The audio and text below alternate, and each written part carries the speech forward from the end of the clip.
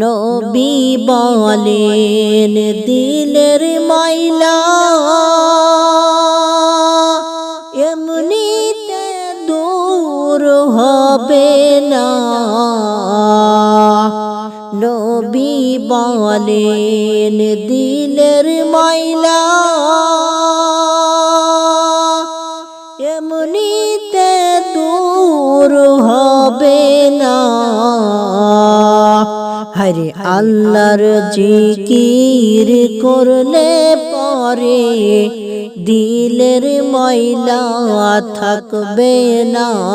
লা ইলাহা ইল্লাল্লাহ লা ইলাহা ইল্লাল্লাহ বলো লা ইলাহা ইল্লাল্লাহ লা ইলাহা ইল্লাল্লাহ বলো লা ইলাহা ইল্লাল্লাহু মুহাম্মাদুর রাসূলুল্লাহ।